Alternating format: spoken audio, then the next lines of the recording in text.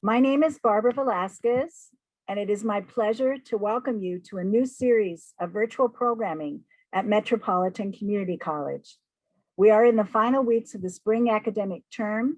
Today's presentation begins our Asian American and Pacific Islander Heritage Month celebration.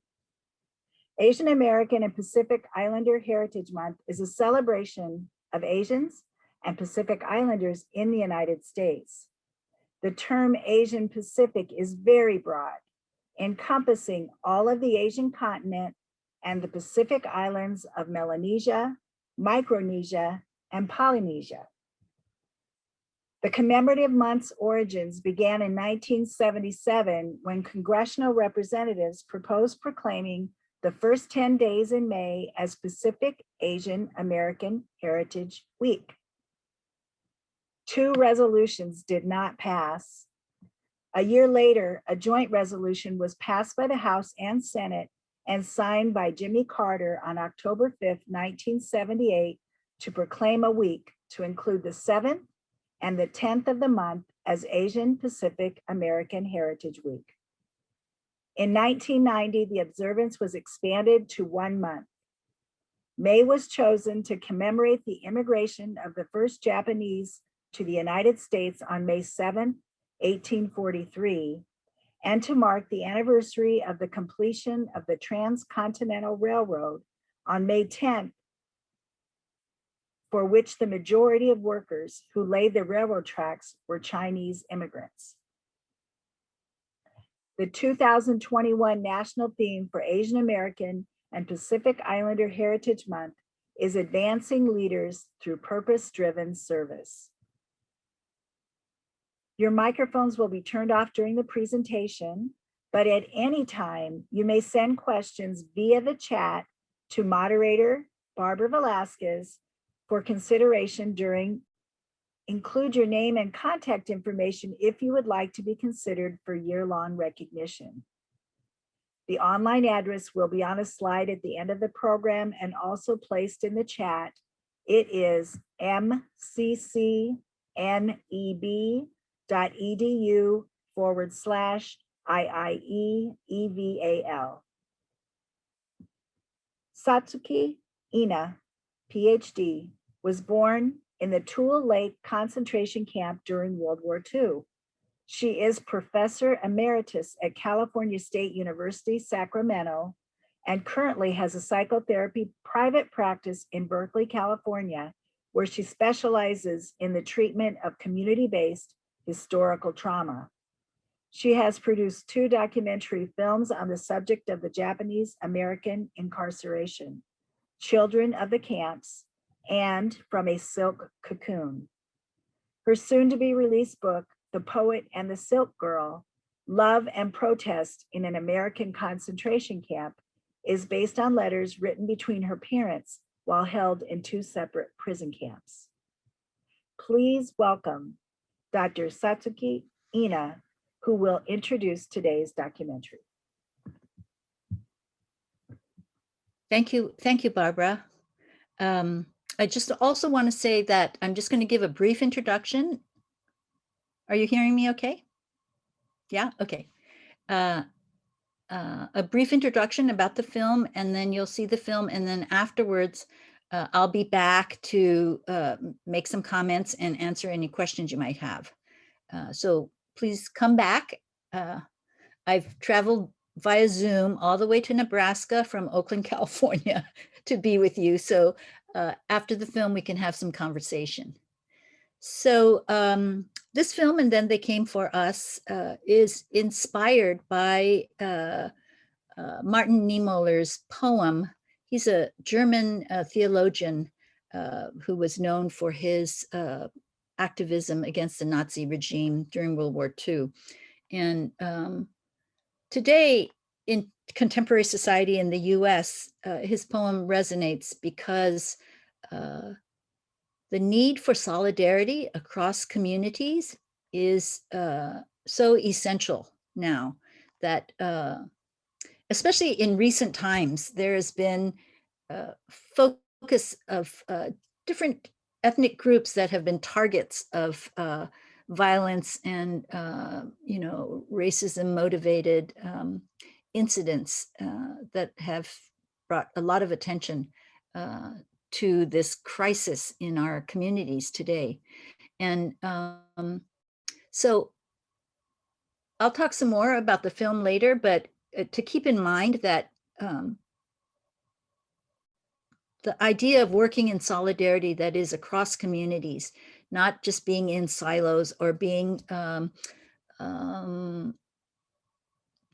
distant and arm's length from the crisis that our country is experiencing right now, this film will bring the attention to how we work with each other to, help America reach its ideals of democracy.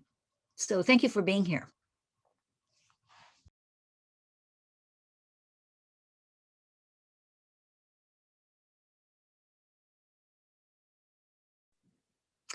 I think as I watched this time, the screening, I was thinking how so many things have erupted since that time to create even more division in our country. And this was 2016, right after the election and the imposition of the Muslim ban.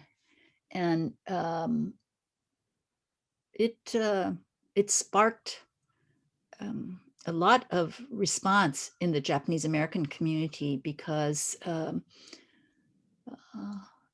just the targeting of a particular ethnic group. This was certainly historically experienced by Asian Americans or Asian immigrants. The Chinese Exclusion Act.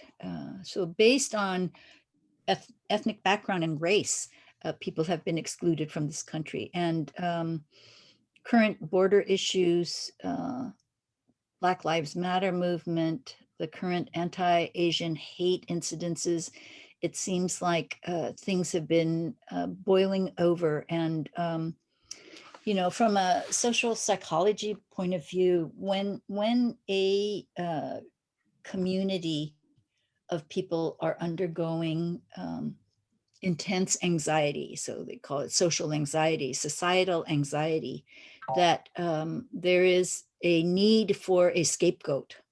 And so that in the feeling of powerlessness and fear, that if they can channel the anger and blame on a specific target, that somehow that binds the anxiety. It helps people to manage their anxiety. And sadly, over generations, often these are minority groups that are targeted and blamed.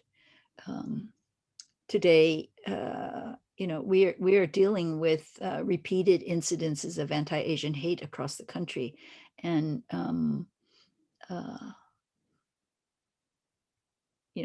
over 4,000 incidences of direct violence targeted, and so that whole experience is tied to the coronavirus, the fear and anxiety that the virus has brought to this, not just to our nation, but to the world. And to be able to blame and with leaders who are also verbally leading the way and blaming a particular group of people has led to, very tragic incidences for innocent people. I'm like the perfect target for the anti-Asian violence, and I am, it's so heartbreaking to feel like every time I step outside my door, that I could be a victim just because of the way I look. So we're trying to, the organization I'm a part of, To Do for Solidarity, we're trying to address this issue because many people are calling for a solution of increased policing by having more intervention by the police has not really solved any of the problems that have taken place. And so once again, I think the power of this documentary has to do with being able to work in solidarity. Several of the perpetrators against the Asian American victims have been Black. And a very automatic response is to increase police presence in the different communities, particularly in the San Francisco Bay Area. But our group and other organizations who've been involved in civil rights see that this is another effort to divide our communities. And so the way we're trying to educate people who are demanding more police presence is that what we need to do is we need to work together. Our Asian American communities and African American communities need to be together to talk through some of the issues. We know that the incidences of these violence have been related to mental health problems by the perpetrators, going through mental health crisis. And so lack of access to mental health services, poverty, lack of housing, all of these kinds of conditions have led to their susceptibility, whatever ethnic background the perpetrator has been, their susceptibility to looking for a target and reacting to public statements made by political leaders blaming China and therefore Asians and consequently anybody who looks Asian to be victimized. So some people can say that this is a terrible time. My perspective is that it is the greatest opportunity for creating a response that is not the habituated response of demanding more police presence, but instead creating solidarity, that we need to work across communities, white allies, Black and Asian communities, working through the kind of division that racism has actually fed and contributed to. Even interethnic issues. Japanese Americans reaching out to Chinese American organizations and working on behalf of Vietnamese refugees who are being deported and standing up and with them, and also a crisis at the border where innocent people seeking asylum to this country are needing support. Our organization, mostly of Japanese Americans who were incarcerated during World War II, us elders, are joining efforts with other groups to stand with them and to help educate our own community about the racism that has been fed to us, but also encouraging this cross-community communication. So this film in particular, I think, really focuses on the way that we're going to really make deep and lasting social change is when we are working together in the face of the white power structure or the dominance of mainstream society, as opposed to the minority groups. That if we begin to work together, and I don't mean just in a superficial way, but really in social action, legislation, neighborhoods, friendships, classrooms, especially, where diversity is required because you're taking classes with people of different ethnic backgrounds, and an opportunity to reach across the room, not to huddle in separate groups, but to reach out across and have conversations, ask questions, inquire, offer support. So I'm happy to be a part of this conversation and would love to exchange any questions and answers that might be coming up for you as you watch this film. Thank you so much, Dr. Ina. Your ability to bring this to us where we are today and help us apply the concept of working together is really a great start for the discussion. I do have one very specific question that was posted before you talked about the $20,000 per person, but it still is, still would require some thought, because I don't think people could cash their money when it was time to be released. So it said, this person asked, once released, did the government provide or pay for the intern's return to their home, or did the released have to figure out how to get home on their own? No, I can answer that easily. Each adult received $25 and a train ticket to whatever destination they wanted. There was shortly after an effort to reimburse people for their losses, but it was a very minimal amount and very difficult to document. For example, my parents stored their belongings in a warehouse in Japantown in San Francisco. And that warehouse was torn apart and things were stolen, and no one knows what followed after that, whether there was even an investigation. And so, lives were scattered, and people had many times just a few days to prepare to leave their homes and their jobs and their schools to be imprisoned. And then it was 1988 when the redress and reparations actually happened. And so it was decades later. My father had already died. It was the $20,000 was only to people who had survived. So my brother and I, who were born in the prison camp, and my mother received a $20,000 check. And as I said, that amount of money was just symbolic.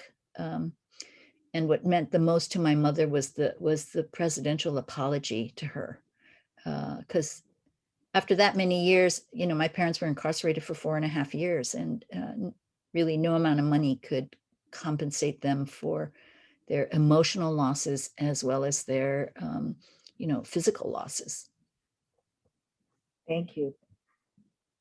Another question related to your conversation about how the classrooms are such good locations to work on some of this. I'm thinking about this history in light of the laws being passed to prohibit the teaching of critical race theory in public schools. What are your thoughts on these new laws? I don't know if that's been passed in Nebraska,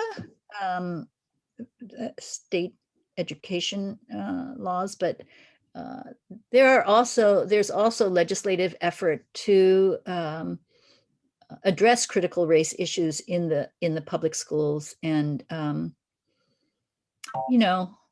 it's a long time coming, and there's been some regression, and but we have to keep requiring that. Otherwise, children grow up with this very limited vision of what the world should be like, and the dominant narrative has not addressed the historical or emotional or social and economic perspectives of non-white communities.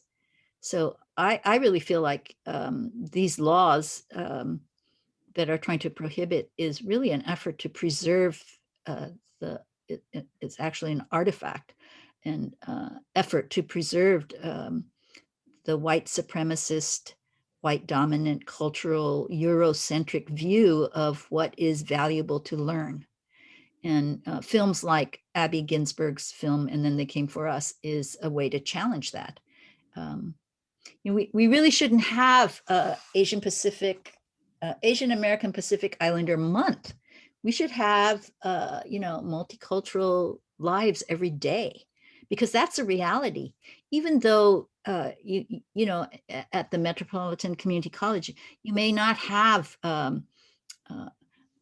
equity in terms of numbers of people of color or from different ethnic backgrounds, but it is the Petri dish. It's the place where people are there because they want to learn. And so there's an opportunity for this openness and to experience worldviews that are different from their own. And so I think it is really important to bring up this issue. It's the setting where we can make deep social change with people while they're learning. And we need to get them in elementary school, and crucial for that. So there are many organizations working to oppose any limitation on that. And it's going to take some time. Thank you. So one of our viewers says, yes, I agree, we need to unite. What do you recommend if we reside in a predominant red state and we only have one blue vote for justice and equity? You know, my initial sarcastic response is to move. It's a joke. I am just joking. But if there is, you know, it starts with a person-to-person contact. And, you know, there may not be opportunities to join a mass effort to create change and show up at the state capitol or whatever, but certainly one person's voice, whether it's a conversation with a teacher about what they're teaching or a neighbor about how their attitude towards other neighbors, this idea of the richness of diversity is a reality that's coming anyway. And to have that appreciation for the diversity, even on a one-to-one basis.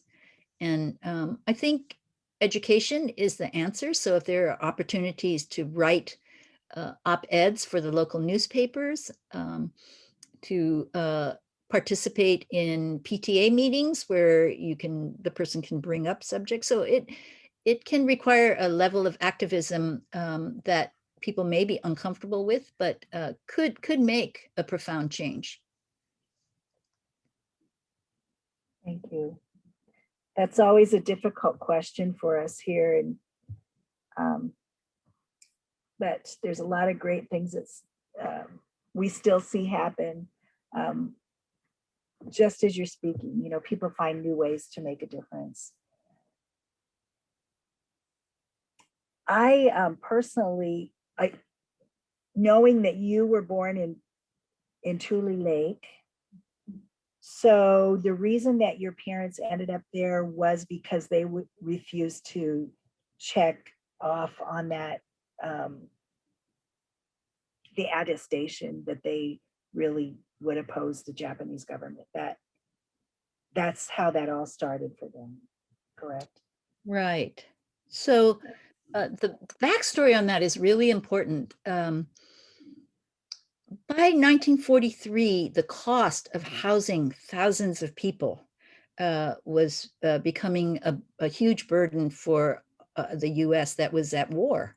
So economic resources were one of the main reasons that they decided to have this questionnaire, because now they had convinced or aligned with the American public to say, you know, anyone who is 1/16 Japanese blood is a risk to national security. Therefore, we're going to incarcerate them in these mass sites, and they're dangerous. Now, as the war progresses and it becomes clear that you know, most of the people who are in these prison camps were innocent. Many of them citizens, innocent people. And so, but they didn't feel like they could just release them after claiming that they were dangerous and a threat. So having a questionnaire. So here's the thing, if you think about the way we determine whether you are, after all, after we've imprisoned you for a couple of years, to prove that you are loyal is to answer 2 questions. And how you answered 2 questions would determine if you were on the loyal side or the disloyal side. So that was one, so that if there were enough people who were loyal, those people could be removed, sent back, go back to wherever they may have started out, or find housing and living in other parts of the country. And it would lighten the burden to the government for the cost.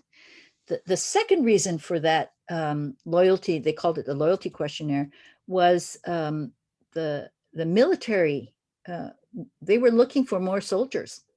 And they saw that there were many young men in these prison camps that could be drafted to fight for democracy, some in the Philippines, some in the European theater.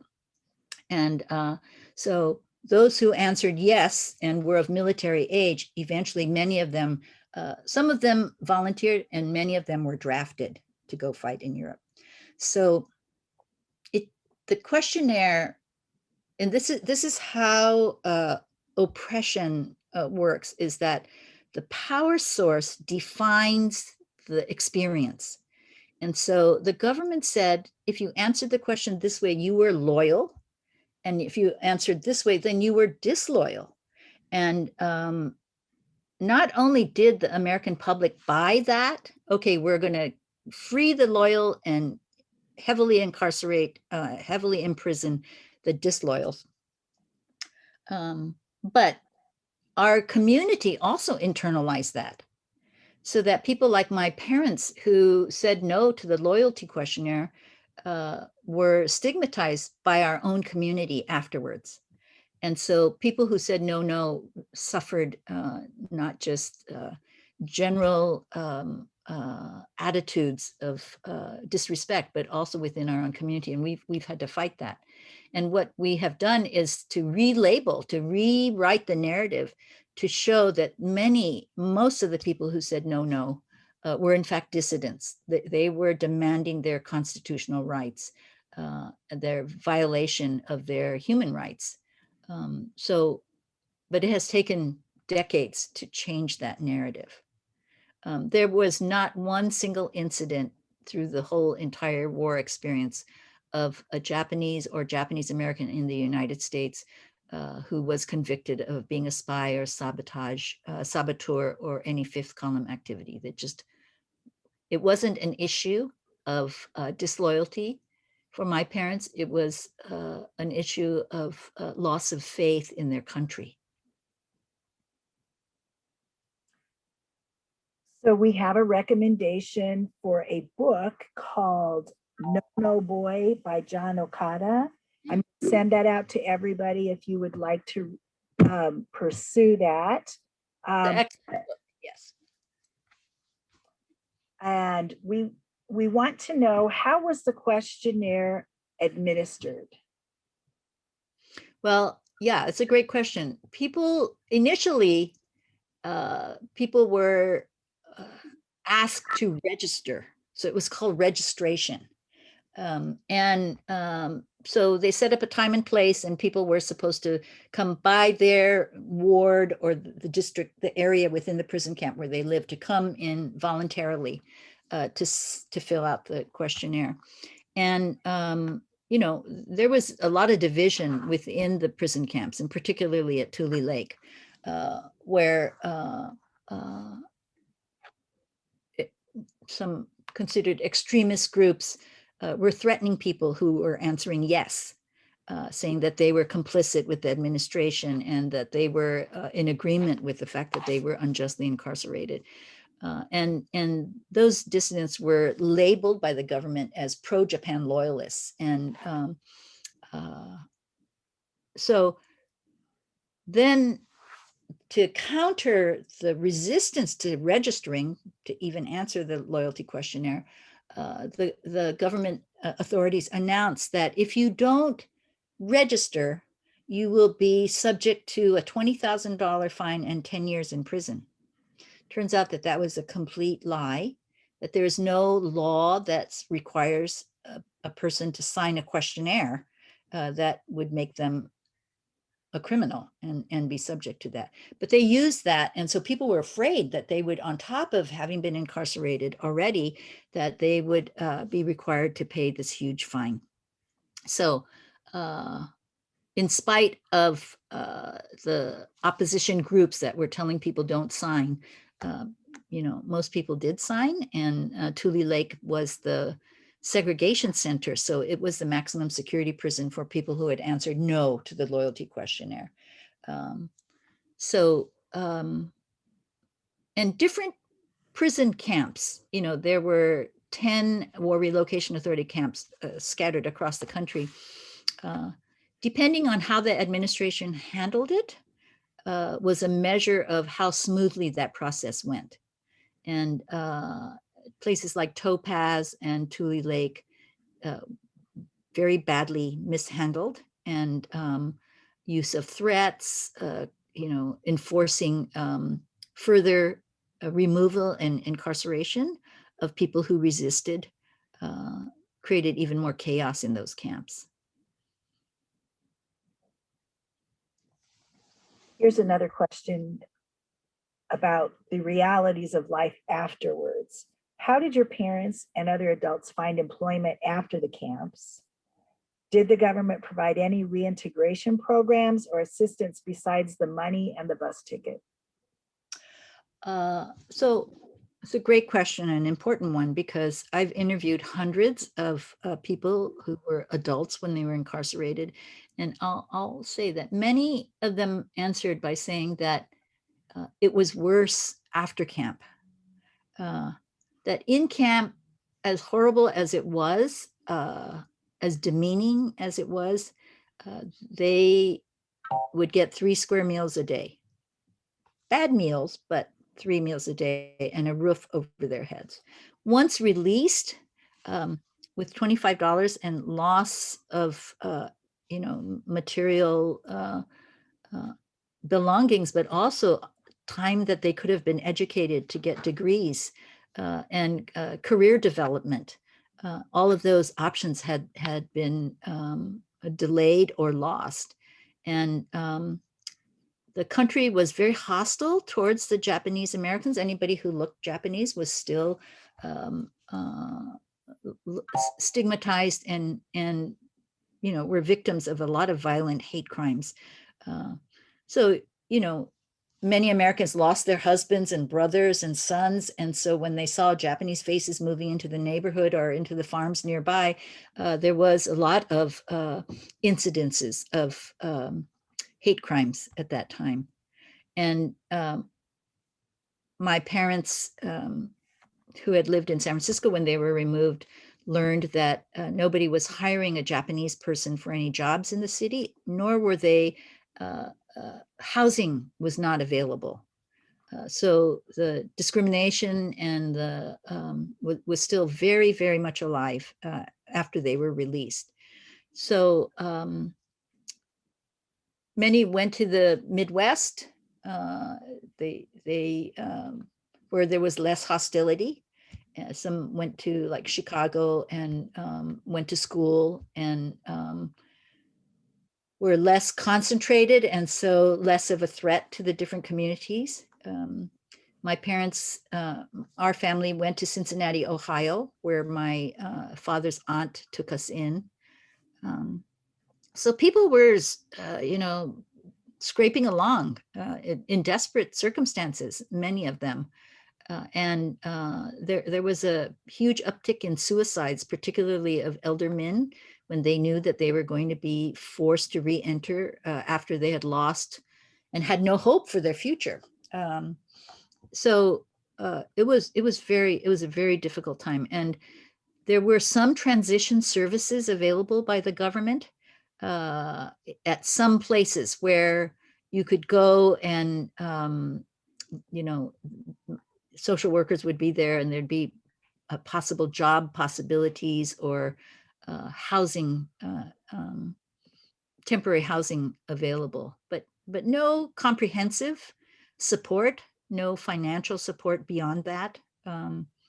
It was really, they were released based on the agenda of, the government can't continue to pay for all this, and we need more soldiers. So it wasn't because we feel like we made a mistake at the time and we want all of the neighbors to welcome these folks. There's no agreed national agenda about how to make the reentry. It was a very difficult time. So we're nearing the end. There's a couple of points that I think maybe are helpful. I don't know, unless we're photographers, maybe we don't think of the many things that photographers do, but I found it so significant that without Ansel Adams and Dorothea Lange, so much of this history would just be lost. And we could again be told by whoever wants to decide what's taught in the classroom what happened at that time, right? So kind of back to that question, what do you do when you live in a state with only one little blue dot?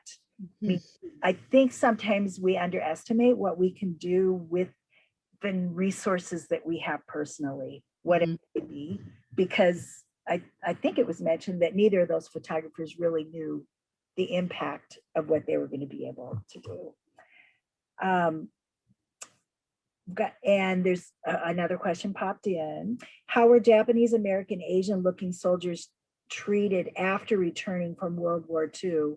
Was it easy for them to settle in, or was it more traumatic for them? So another really good question.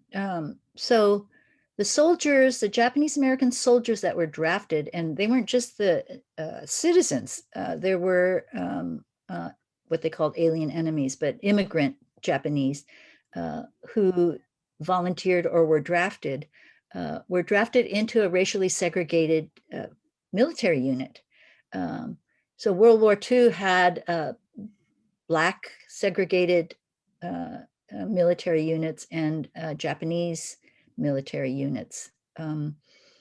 So when the war was over, many of them had many medals, medals of honor that because they had, they were recognized as, the most heavily medaled unit during World War II for their size. And that what that translates into is loss of limb and life. They had a huge mortality rate, and great discussion about how they were used in the battles where they were called on to risk their lives. And so when the war was over and soldiers returned back, there are many stories, and you'll read it in No Boy, stories of even soldiers in their uniform wanting to get haircuts being told that they wouldn't be allowed to come into the barbershops, that there was still ongoing discrimination and hate directed even towards boys, young men who had, risked their lives for democracy. I think it speaks a lot to how emotional hatred can be, how racism can be, so that in spite of facts or data or information, how difficult it is to change that. And so the research on racial communication is more likely to be humanized when people are face to face. And so it brings us to this situation that you're describing, where even in the college where there isn't a huge amount of diversity, creating programs like this, I think, is really important. It brings in, a human face, a personal story, and gives more reality to the world of a person of color. And so I really appreciate, and when I'm invited, I rarely say no, because I feel like it's so important, particularly in communities where there's very little exposure to these kind of stories in a first person opportunity. I want to thank you so much. We really have reached the end of our time. We need to have you back to talk about historic trauma, because with the work that you're doing, I'm sure that there's,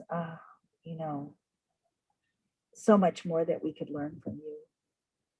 So thank you, Dr. Ina. Thank you to a wonderful audience who has given your time on an afternoon.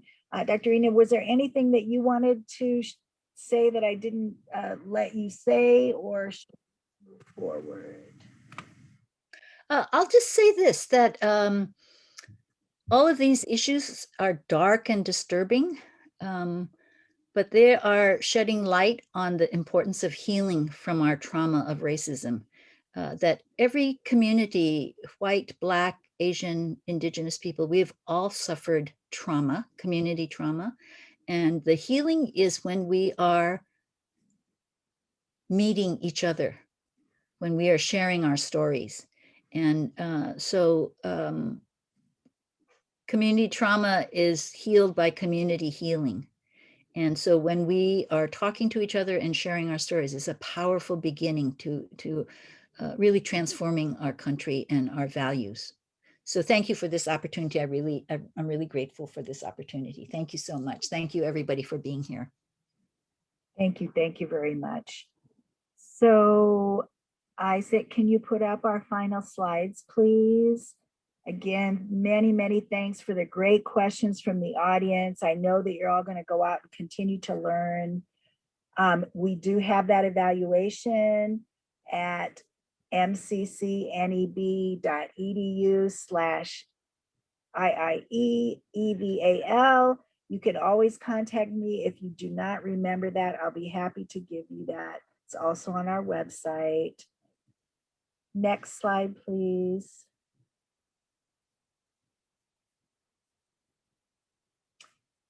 We're looking forward to seeing you all next Monday, when we're going to have a musical performance, and it will start at 12:30 p.m. It'll be a great way to take a midday break. I hope you can join us. This is a very skilled group of musicians out of Texas who have been working together. And I also want to wish everyone either a wonderful Mother's Day, or that you have the opportunity to honor a mother on the upcoming weekend. So thanks everybody.